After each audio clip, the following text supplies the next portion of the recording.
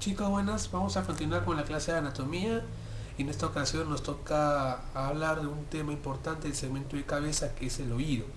Vamos a dividir esta clase en dos partes. La primera parte vamos a hablar de grandes rasgos sobre el oído externo y parte del oído medio, y en la segunda parte vamos a continuar con el oído medio y todo lo referente al oído interno. Para recordar, a grosso modo, el oído externo está conformado por el pabellón auricular hasta el límite con el conducto auditivo externo, así que tenemos que hablar básicamente del pabellón auricular. Entonces acá tenemos un pabellón auricular y tenemos que recordar lo siguiente: vamos a decir que este es superior, este es inferior, esto es lateral y esto es medial. Entonces el pabellón auricular va a tener las siguientes partes: va a tener un borde externo llamado hélix, que generalmente el hélix, según la parte embrionaria, a ese nivel se va a encontrar un tubérculo llamado el tubérculo de Darwin, o también llamado tubérculo auricular, que se puede ver en la vida intrauterina, pero desaparece al sexto mes de dicha vida. Así que no hay mucha relevancia anatómica, solamente como un dato extra. Luego, medial al hélix, encontramos otra estructura llamada el antihélix, que a ese nivel vamos a encontrar en la parte superior y medial la fosa triangular, y en la parte superior y lateral la fosa escafoidea, o también llamada escafa. La fosa escafoidea o escafa también es conocida como el canal del hélix. Como ustedes pueden ver aquí, se ubica en el antihélix, pero por debajo del hélix. Acá tengo el hélix, el antihélix, y por debajo del hélix se ubica la fosa escafoidea o escafa.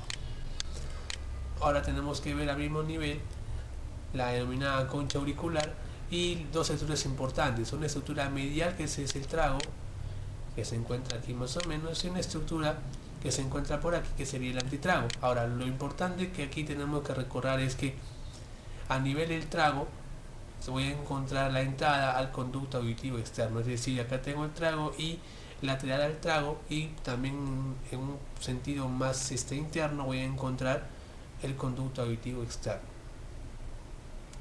Alguna literatura menciona que para yo diagnosticar una otitis externa, el signo de trago es característico. Al presionar dicha estructura hay un inmenso dolor, lo cual me estaría catalogando una infección a nivel del oído externo.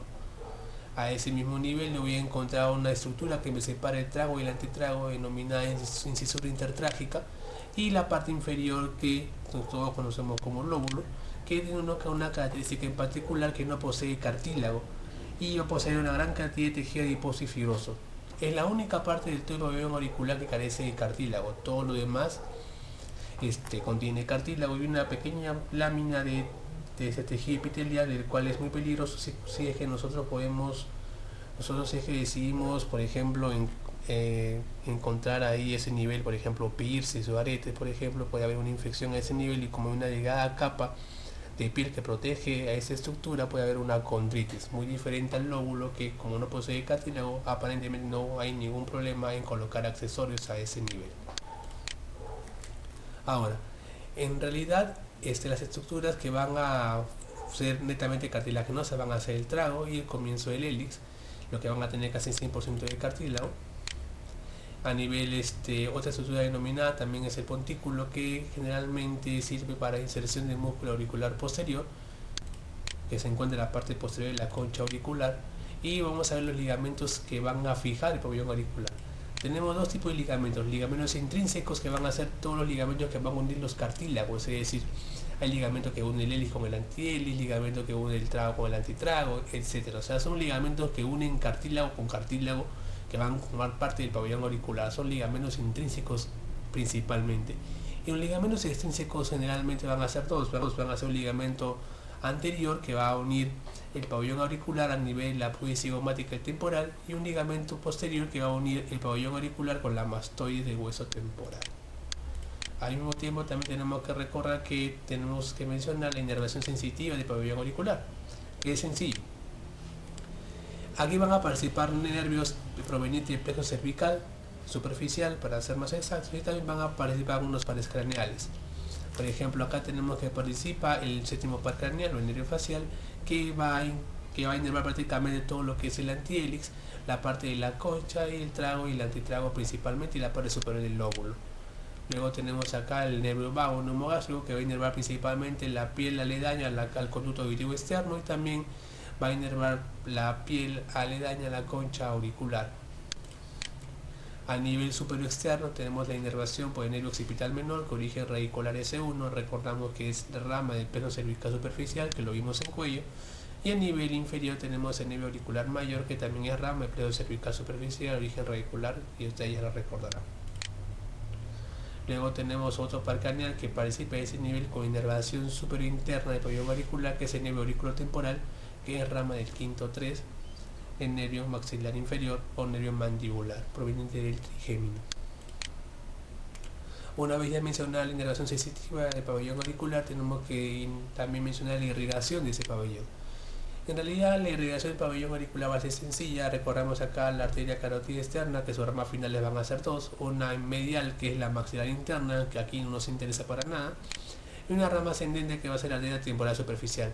Al mismo tiempo la carótida externa, aparte de sus ramas terminales que ya mencionamos, da ramas colaterales, que recordaremos que eran anteriores, mediales y posteriores. Y la que nos van a interesar aquí van a ser las ramas posteriores, que se acuerdan cuáles eran, chicos, eran la rama occipital y la rama auricular posterior. Y justo esta arteria auricular posterior va a dar su nombre, va a pasar posterior al pabellón auricular y va a emitir ramas que van a irrigar a ese nivel. Y esas ramas que van a transcurrir por esa zona se van a enlazar con las arterias auriculares anteriores, como acá lo vemos aquí, auriculares anteriores, que nace la temporal superficial, que acá hace una anastomosis entre auricular posterior y auricular anterior. Al mismo tiempo también a ese nivel también participan unas ramas que van a ser provenientes de la arteria occipital. Entonces a grosso modo es la irrigación del pabellón auricular. Ahora, ¿cuáles van a ser los músculos que se insertan a ese nivel? Tenemos los músculos de dos tipos, músculos intrínsecos y los músculos extrínsecos. Los músculos intrínsecos son los que van a dar la forma al pabellón auricular, músculo del hélice, como músculo del antenis, por ejemplo. Aquí tenemos músculo mayor y menor del hélice, como ya te lo mencionamos, el músculo de trago, el músculo antitrago, el transverso y el oblicuo de la oreja son todos aquellos músculos que van a dar la forma al pabellón auricular. En cambio, los músculos extrínsecos van a ser tres, según la literatura menciona: el auricular anterior, superior y posterior, que no tiene mucha relevancia ya que generalmente en el ser humano no están bien desarrollados, que digamos. O sea, algunas personas pueden tener el desarrollo y pueden mover su oreja a voluntad, bueno, no del todo, pero bueno, según la literatura menciona que no está desarrollado del todo en el ser humano. Solo lo menciono para que lo tengan en cuenta. Los tres músculos que existen aquí. Las inserciones, como les digo, no tiene importancia mencionarlas porque no están desarrolladas en el ser humano. Y obviamente todos los músculos que ya mencionaba aquí son inervados por el sistema paronervio facial. Ahora, vamos a hablar ahora del conducto auditivo externo y la membrana timpánica. Podemos ver aquí, acá tenemos el pabellón auricular y acá tenemos el conducto auditivo externo, que aquí está a ese nivel. Esa es la entrada del conducto auditivo externo, y acá tengo la membrana timpánica que me limita el oído externo con el oído medio. Ahora tenemos que recordar que este conducto auditivo externo va a tener dos porciones, una porción cartilaginosa y una porción ósea. Aproximadamente la longitud va a ser 25 milímetros, puede variar a la persona y la literatura que ustedes revisen. Y como ya mencioné, tiene dos porciones, una porción cartilaginosa y una porción ósea. La porción ósea es la que está aquí y la porción cartilaginosa es la que está prácticamente aledaña al conducto auditivo externo, a su orificio básicamente. La porción cartilaginosa va a ser una porción que va a ser cóncava hacia adelante, que va a estar relacionada con el pabellón auricular y se va a ubicar posteriormente. Y la característica de esa porción que va a tener múltiples glándulas sebáceas y ceruminosas que van a producir el cerumen, que va a ser una sustancia que va a permitir, es como un mecanismo de defensa para posibles noxas que pueden ingresar al oído, por ejemplo, polvo, algunos microinsectos, algunos microácaros que pueden ingresar ahí por el pabellón auricular, al conducto auditivo externo, y como esa sustancia es una sustancia media espesa, lo retiene para que no avance. Esa es la función del cerumen, básicamente tiene una porción de protección.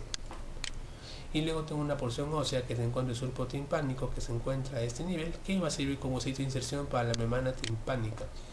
Ahora, ¿cuáles van a ser las relaciones de este conducto auditivo externo? Son sencillas. Una relación que se encuentra por abajo y por delante va a ser por la glándula parótida, que recordamos es una de las tres glándulas salivales mayores, junto con la submaxilar y la sublingual. Y una relación posterior superior va a ser con el receso epitimpánico, que se encuentra a ese nivel, y las celillas mastoideas. Eso sí, nunca hay que olvidar. Más o menos relación posterior superior, aquí serían las celillas, el receso epitimpánico y las celillas mastoideas ubicadas a ese nivel, y la relación que se encuentra por delante y por debajo con la glándula parótida. Ahora, la irrigación del conducto auditivo externo básicamente va a ser dada por la arteria auricular posterior, la arteria auricular profunda, que es rama maxilar interna, y la arteria auricular anterior. Ahora vamos a hablar un poco sobre membrana timpánica, ya un poco para culminar esta microcharla. Vamos a ver que aquí la membrana timpánica, acá la tenemos esquematizada, va a tener básicamente un diámetro aproximadamente de 1 centímetro, y su conformación a nivel histológico va a ser que en su cara externa va a ser epidermis, su cara interna va a ser netamente mucosa. Ahora va a tener dos partes, una parte flácida y una parte tensa. La parte flácida es la que se va a ubicar entre los dos pliegues malleolares. Acá tengo un pliegue malleolar anterior y un pliegue malleolar posterior, y entre los dos pliegues a ese nivel yo voy a ubicar la parte flácida, y todo lo que está acá va a ser la parte tensa, que es la que tiene mayor extensión. La parte flácida es importante porque va a formar parte de la pared lateral del resto superior de la cavidad timpánica, eso es importantísimo. En cambio también la parte flácida también va a carecer de fibras radiales y circulares, que sí lo va a poseer la parte tensa, y obviamente por esa razón, al no poseer este tipo de fibras, su consistencia va a ser menor. Ahora, ¿qué es lo que yo voy a ver en la membrana timpánica? Aparte voy a ver los pliegues malleolares, voy a ver a ese nivel la proyección del mango del martillo, voy a ver también la proyección de la apófisis lateral del martillo y el ombligo del martillo. O sea, cuando uno quiere ver la membrana timpánica, obviamente tiene que verlo con el otoscopio, y lo que va a observar va a ser a ese nivel las estructuras ya mencionadas. Y característico siempre encontrar la pirámide de luz o cono luminoso, que es lo que me da a entender que no hay en el interior del oído medio, no hay, por ejemplo, líquido, no hay otra sustancia que me pueda hacer que ese cono luminoso pierda su intensidad. Ya que si yo veo que ese cono luminoso pierde su intensidad de brillo, tengo que pensar en que hay algo que está a ese nivel que me impide ver por completo la membrana timpánica a nivel oído medio. Ahora, ¿cuál va a ser la inervación de la membrana timpánica? La inervación va a ser básicamente de acuerdo a su superficie. Su superficie lateral va a ser dada por la inervación del nervio auriculotemporal y nervio vago, y su parte medial va a ser por ramas timpánicas del nervio de Jacobson, que es rama del glosofaringeo. Ahora, esa membrana timpánica la podemos dividir básicamente en 4 cuadrantes. Son cuadrantes que están aquí, cuadrantes superiores, inferiores, anteriores y posteriores respectivamente. Acá tengo, por ejemplo, cuadrante posterior inferior, posterior superior, anterior superior y anterior inferior. Ahora, ¿cuál es lo importante? Que siempre yo voy a ver el cono luminoso en el cuadrante anterior inferior.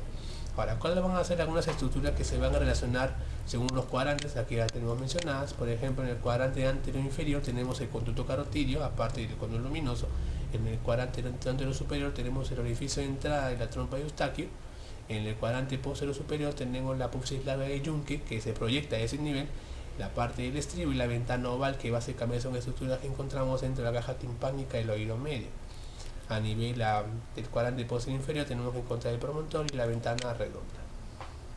Ahora, ya para terminar, tenemos que mencionar algunos huesecillos que se encuentran en el oído medio, que nosotros ya lo conocemos de memoria, que van a ser el martillo, el yunque y el estribo. Pero a su vez van a tener partes. El martillo va a tener las siguientes características: va a tener una cabeza, va a tener una carilla para obviamente articularse con el yunque y formar la articulación incudo-malleolar, va a tener un cuello y va a tener dos apófisis, una apófisis anterior, una apófisis lateral y el manubrio del martillo. Algunas características: generalmente el martillo, alguna literatura menciona que mide de 8 a 9 milímetros y lo consideran el hueso más grande dentro de los huesecillos del oído medio. Asumimos, ya dijimos las características del hueso. El manubrio, alguna literatura considera como el mango. Y algunas características: la apófisis anterior del martillo dentro de la vida fetal es la que tiene mayor longitud, y la apófisis lateral del martillo es la que va a estar relacionada con la membrana timpánica y es la que va a estar encargada de unir a los dos repliegues malleolares, tanto anterior como posterior. Ya que si le preguntan dónde se insertan básicamente esos pliegues malleolares, en la apófisis lateral del martillo. El siguiente hueso que tenemos es el yunque, que básicamente va a tener las siguientes partes: una rama superior, un brazo corto, y una rama inferior, un brazo largo. Va a tener un cuerpo y va a tener cavidad articular para unirse con el martillo, y va a tener una apófisis lenticular. Generalmente el cuerpo del yunque es de forma cuboidal. Generalmente la apófisis larga del yunque es la mitad de la longitud del mango de martillo. Quiere decir esto, que el mango de martillo es mucho más grande que la apófisis larga del yunque. Y la apófisis corta generalmente alguna literatura menciona que es de forma cónica, no hay mucha relevancia. Y el último hueso que tenemos aquí es el estribo. El estribo va a tener, como ustedes pueden ver, una base, una cabeza y dos ramas, aparte del cuello, una rama anterior y una rama posterior. La cabeza generalmente va a tener una cavidad articular para la parte lenticular del yunque y formar la articulación incubo-estapédica. La parte del cuello va a servir como sitio de inserción para el músculo estapedio, y el brazo anterior generalmente es más curvo y más corto que el brazo posterior. Ahora, las articulaciones de los huesecillos del oído medio van a ser las siguientes. Como ustedes pueden ver aquí, acá tengo el martillo, el yunque y el estribo formando las articulaciones que vamos a detallar en un momento, y tenemos que recordar que estas articulaciones son importantes para la transmisión del sonido, y este sonido puede llegar en una intensidad adecuada al oído medio, que va a seguir su trayecto por la vía auditiva. Ahora, para repasar la cabeza del martillo y todas las estructuras ya mencionadas, ya lo vamos a hacer un poco más rápido, ya lo repasamos. Y vamos a ver las articulaciones. La primera articulación que podemos ver aquí es la articulación incudo-malleolar, que es tipo sinovial, género encaje recíproco o en silla de montar. Generalmente es la primera articulación que vemos a este nivel, y los medios de fijación importantes que vamos a encontrar es el ligamento superior del martillo, el ligamento malleolar lateral, que no es medio de fijación de esta articulación, pero es importante porque se inserta en el martillo, en la cabeza del martillo principalmente. Y aquí tenemos otro ligamento, que es el ligamento malleolar anterior, que está relacionado, como ustedes pueden ver aquí, con los pliegues malleolares.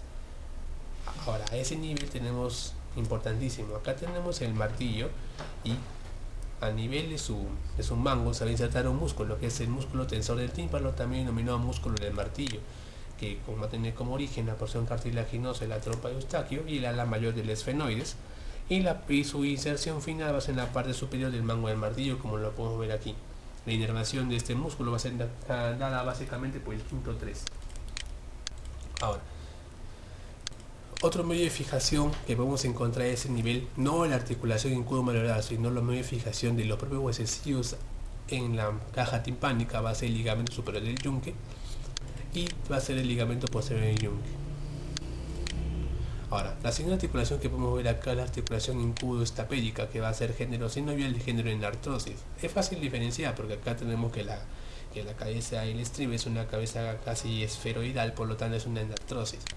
Ahora, a ese nivel yo que voy a encontrar la inserción de otro músculo. Acá tenemos la cabeza del estribo y el cuello del estribo, y como dijimos en el slide anterior, en el cuello del estribo se inserta el músculo del mismo nombre, va a tener básicamente como el origen la eminencia piramidal, a diferencia del otro músculo. Este va a ser inervado por el nervio facial, mientras que el anterior es inervado por el quinto 3.